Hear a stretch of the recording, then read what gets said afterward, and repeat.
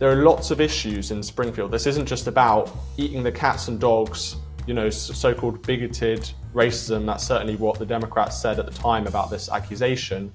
There are lots of legitimate concerns around importing 15, 20,000 Haitians, essentially from a third world country, into an American town. Hello and welcome to the Americano Show. Today I am delighted to be joined by Steven Edginton, who is US Correspondent for GB News.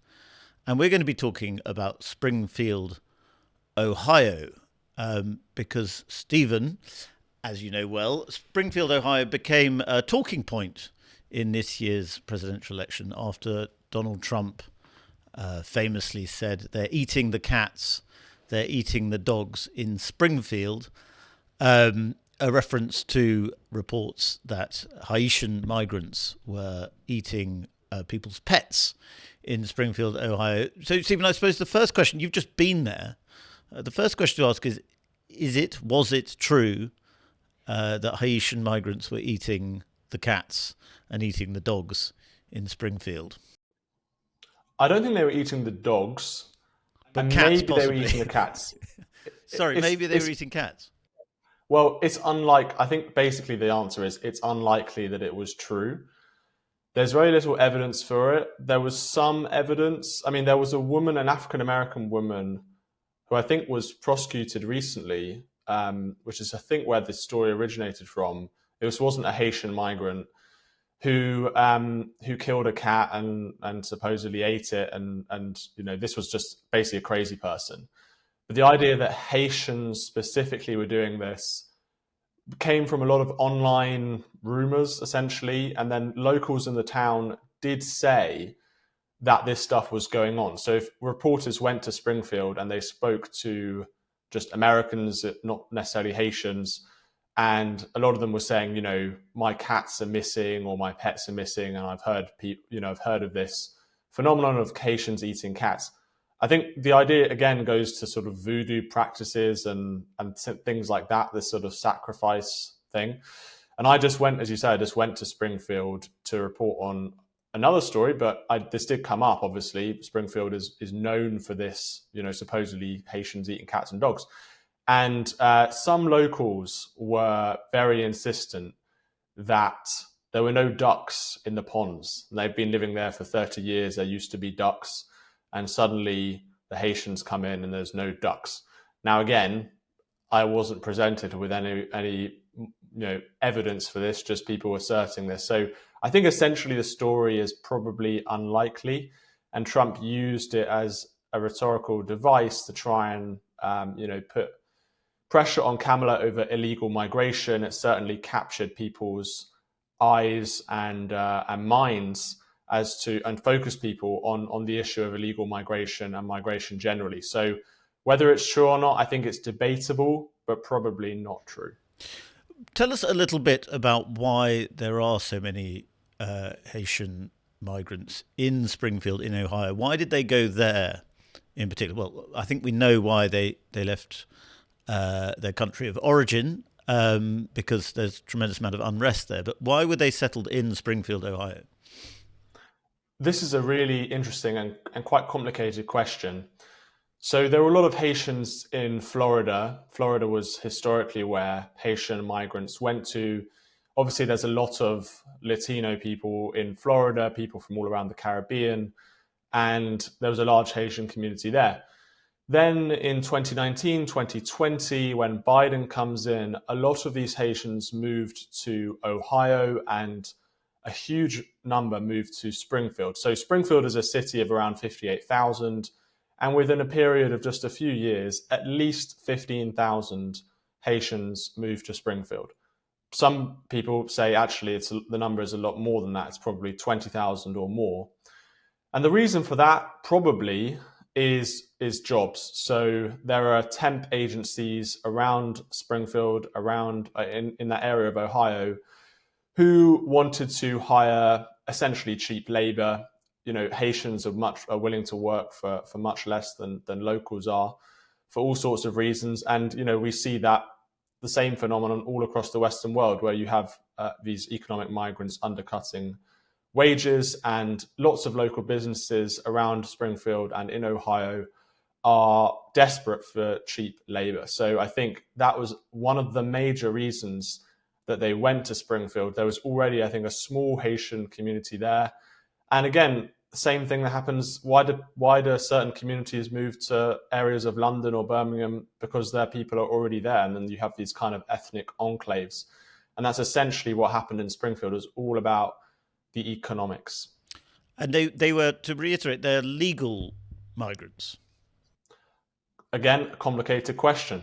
So a lot of these Haitians came in illegally through the southern border a few years ago, and then Biden gave them essentially temporary protected status. That's the official term. So sort of like temporary asylum to stay in the United States, and he essentially made them legal migrants. But I think this runs out in 2026, and Trump could rescind this status if he wanted to. I think it's unlikely that he will, but I think, if he wants to rescind it, he can.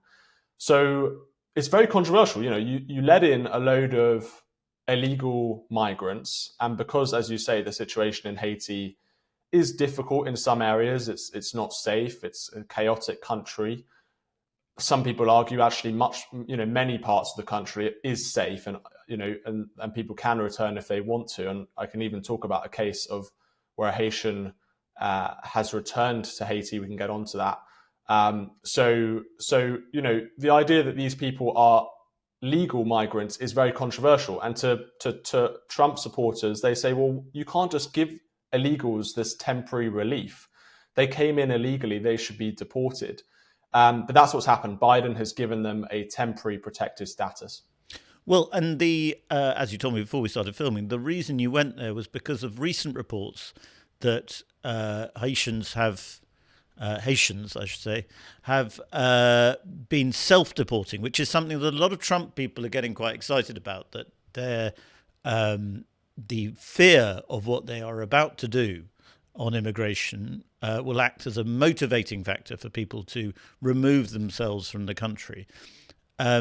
Is that realistically happening? Is that happening in Springfield? Did you find evidence of it? Yeah, so we went to Springfield to make a film for GB News about this topic, whether it was true that Haitians are so-called self-deporting because they're concerned about being deported by the Trump administration.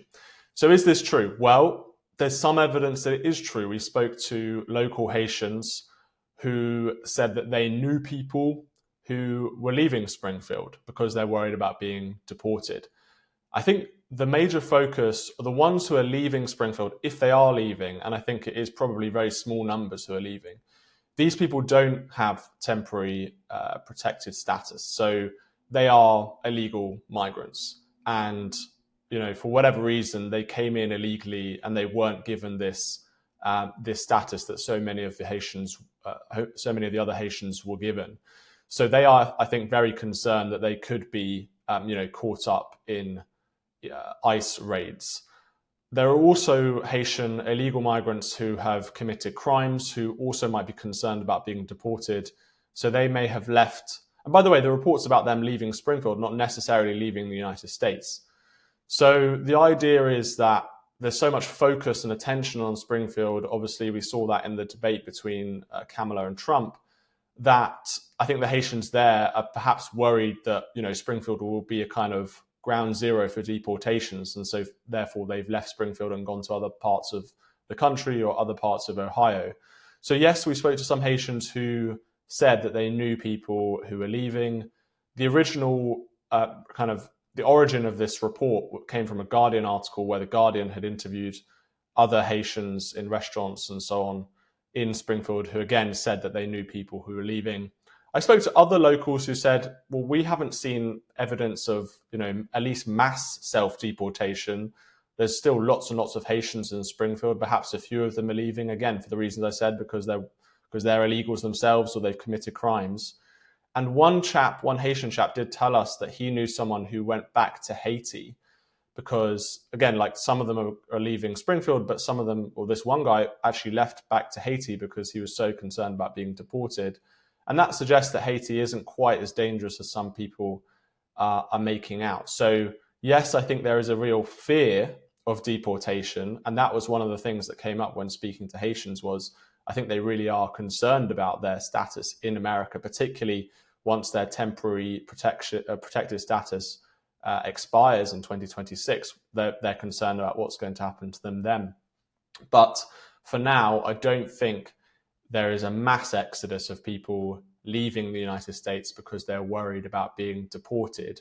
I think this is going to have to be a much more forceful approach from the Trump administration. They're not going to, unfortunately for them, they can't rely on mass self-deportation unless they, use lots of incentives to do that. We've seen in Sweden and other places, even Austria today, I think announced that they're offering €1,000 to Syrians to return home to Syria. So unless they rely on those incentives, I don't see mass self-deportation happening anytime soon. Well, the only incentive I've heard, and perhaps I've missed something, is Tom Homan, the new border czar, saying if you do self-deport, it won't be held against you if you try to enter legally next time, which is not that strong an incentive to leave, I would have thought. Would you agree with that? Yeah, that was one of the things that came up. That was perhaps one of the reasons that people were leaving the US, was to try and enter legally and therefore, stay in America in the long term. Again, as you say, I don't think this is a particularly strong incentive. If you're already in the States, you probably think, I'll just try my luck and stay here and just hope they don't find me. Because, historically, there haven't really been huge levels of deportations. Under Eisenhower, I think he deported more than 1 million. Trump's talking about deporting 10, 15, 20 million people. So the logistical challenges for that, I think Haitians and anyone else can see it's going to be very difficult for the administration to do that. I think this incentive is pretty weak. But the reason the Democrats gave them these temporary visas is because, as we've already both said, Haiti is a particular case. There is a good asylum claim at the moment. As you say, you do have this example of this person who went back there, and that suggests that you can live there. But it is a particularly dangerous place to live. There are legitimate asylum claims coming from Haiti. Yeah, I think Haiti is definitely a chaotic country with, sort of gang leaders, gang violence. The political situation is very difficult, particularly in the last few years. And, as you say, that the asylum claim could be quite strong. At the same time, it's more nuanced than that. And also, I think Trump supporters would say, why is it America's responsibility to take in everyone around the world? Again, the same arguments being made in Britain and other Western countries. And I think that the Trump supporters have had enough of spending vast amounts of money on supporting people who've entered the country illegally, even if they are, legitimate asylum seekers. And that's one of the things that came up in my reporting in Springfield or speaking to locals, was that huge amounts of money have been, taxpayer money, NGO money have been invested in these Haitian migrants. And Springfield's not a particularly rich place. Ohio is not a particularly rich state relatively to other states in America. And a lot of, J.D. Vance grew up about an hour away in Middletown. He wrote his fantastic book, Hillbilly Elegy, discussing about life growing up, working class, poor in Ohio. And lots of people, we spoke to hillbillies, proud hillbillies in Springfield, who were like, well, these Haitians are coming in getting government checks whilst Americans are dying and freezing to death and dying of fentanyl overdoses, homeless people in Springfield. One person we spoke to, she lived in Springfield for more than 30 years. She was at one point homeless in her life. She was, an amazing woman, really. And she helps at the local homeless shelters and things like that. And she was telling us just in the last few days, several homeless people had died from fentanyl overdoses. Over Thanksgiving, some people had died from freezing to death because they were homeless outside in Springfield. And yet at the same time, Haitians don't have to worry about being homeless. Haitians don't have to worry about going hungry because they get these government and NGO checks. So I think there's a real frustration that Haitian and other migrants are being put first. Their priorities are being put first, whilst Americans in Springfield continue to struggle. And there's other issues to do around, particularly around integration. We found it very, very hard to find any Haitians who could speak English.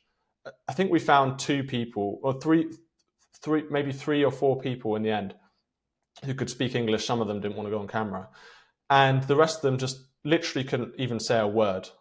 So that completely changes the culture and the dynamic of an American town.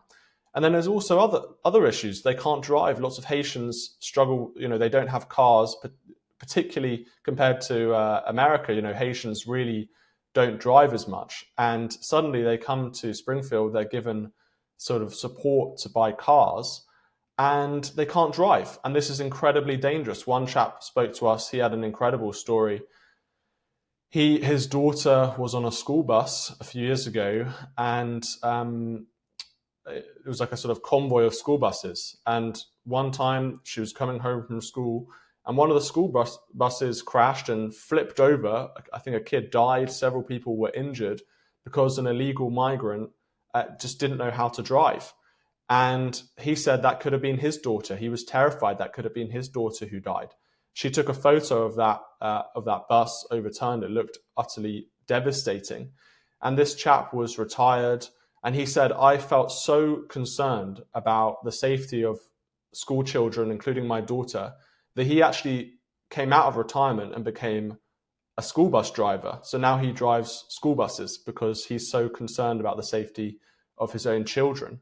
Another woman we spoke to contracted tuberculosis. She worked in the post office and was dealing with touching lots of things that perhaps Haitians had touched.